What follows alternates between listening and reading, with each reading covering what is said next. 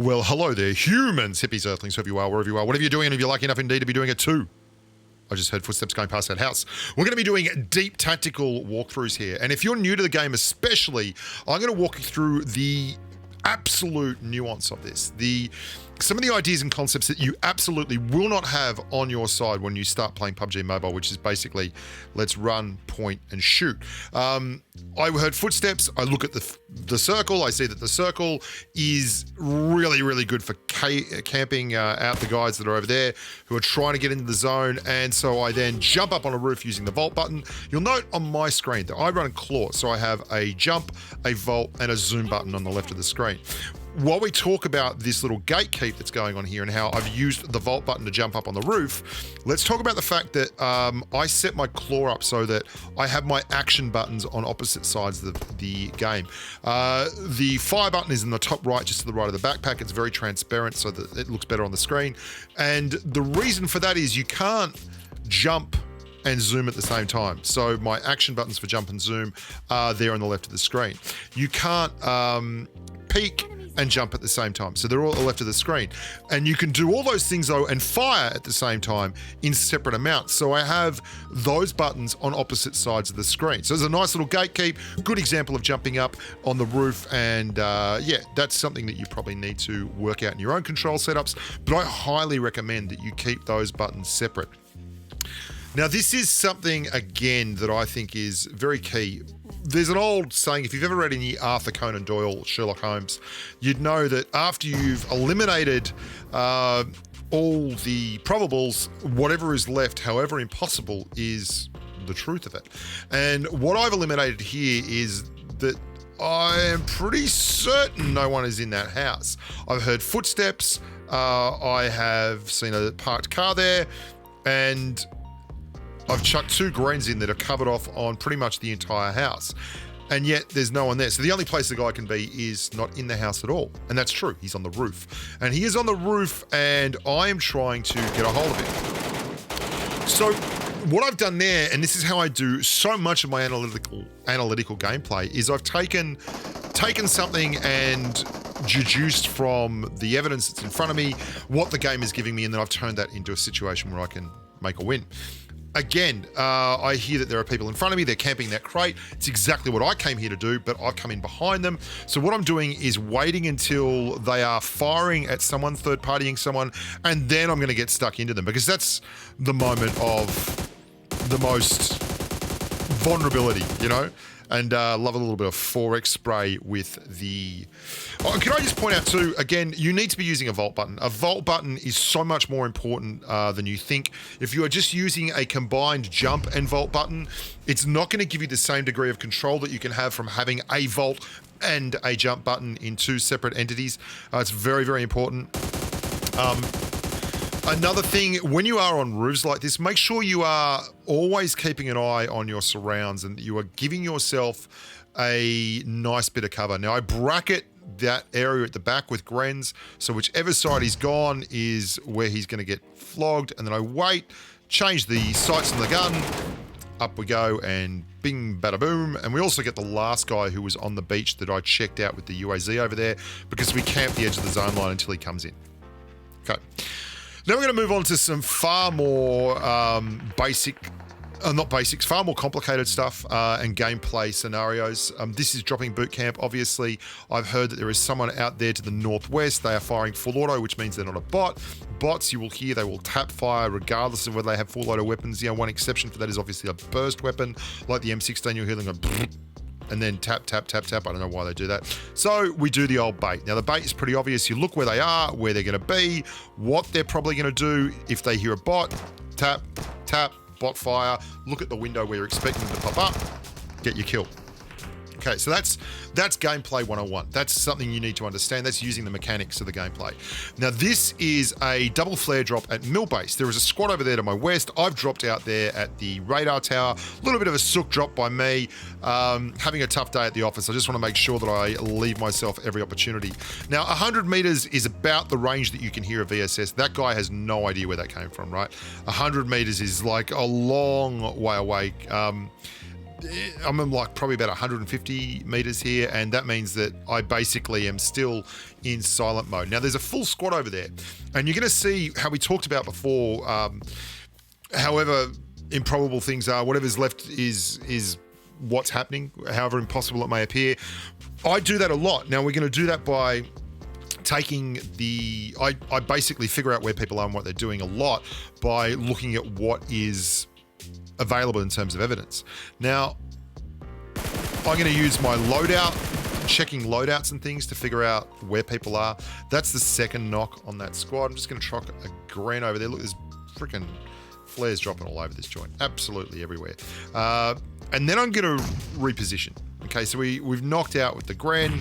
That was probably the guy who's coming over to get him up. Excellent. And then I see movement over there. We've got a kill, great stuff. We want to move over here and reposition. So we've got one knock, one kill. We're missing two people, okay? But I've still got the VSS, so I'm trying to use it so it's as quiet as possible. It's very stealthy. And then we're going to molly that area there. Now, you're going to see that's Anna Chip, okay? Anna Chip is the name. You watch the kill feeds. That'll be very, very important. We're going to molly out there, and then we're going to get a kill. But it's a different person. You can see Anna Chip is still up. Anna Chip is just knocked. So if Anna Chip hasn't gone down and we've got a kill over there, that means there are still two people left in that squad. So I loot up, move on in, and I see someone in the window across the way. I lean and look at the damage I take, okay? Now, this is pre the last patch, so that's an AWM, okay? That's a limb shot from an AWM. Now, that would be less in this patch. It's the one thing that got nerfed with the AWM. Okay. And then I see Anna Chip has just killed a bot in the courtyard and thirsted it and has an AWM. So I know that the opponent has an AWM and I know what they look like. Now, I am hearing all kinds of noises over here, but I'm not seeing anyone. I go out the back, I look, and this is all about analytical gameplay. Even when you're using your instincts and everything, that is Anna Chip. Okay. Now, Anna Chip was the person that I knocked, but I'm not certain that was Anna Chip in the window because it had a different colored helmet. Didn't have that helmet color.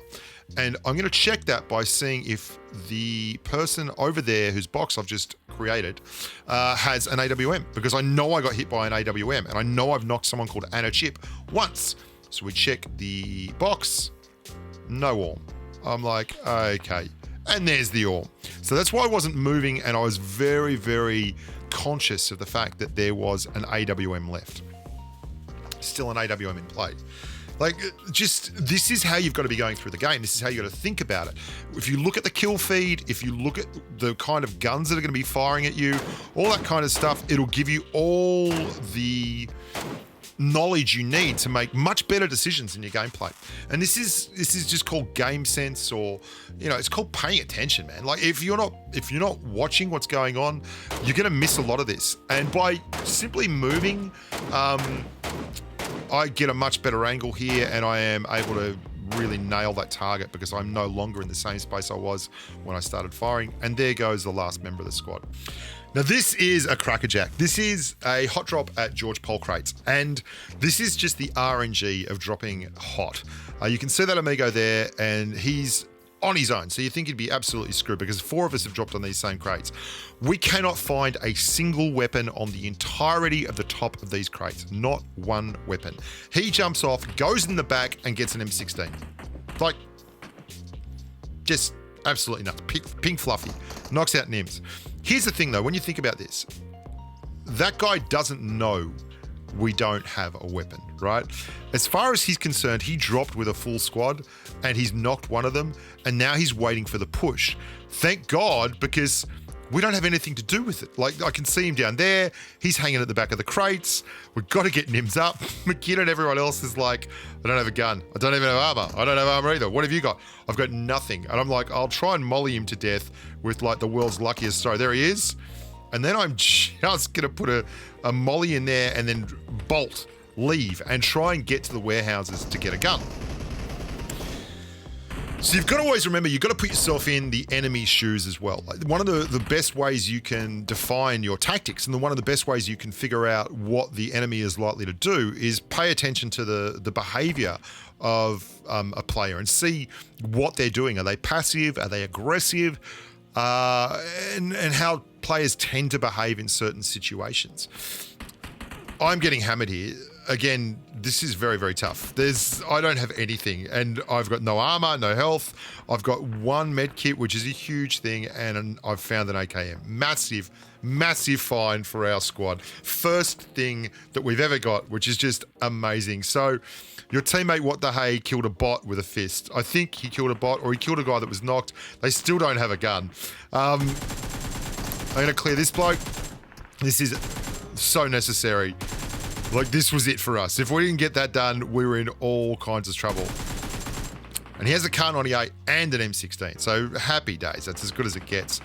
McGinn is now going to go ham. They've got to clear Pink Fluffy, the guy at the back, because they are in all kinds of trouble. The three dudes down there, I'm like, guys, I've got stuff for us. There's an M16 up here. Absolutely everything happening. We need to get up here and have something like a little powwow. And McGinn just goes ham. Charges Pink Fluffy with a crowbar, right? I start working on these other warehouses, and someone else turns up with a weapon, gets a shot right down the gun line at the boys as they're coming up, and basically clears another target. And I managed to go outside and clear that one more member of that squad. Like, I can hear the noise right there. There we go. McGinn goes down. Gonzalez, DP28. Like, Gonzalez, not today, buddy. Leave my McGinn alone. And we walk away from crates. I think we actually won this game. Insane, hey. I'm Bushka. Thank you so much for watching. You guys are the best. I hope you're enjoying the content. I hope you like the videos. Please share them.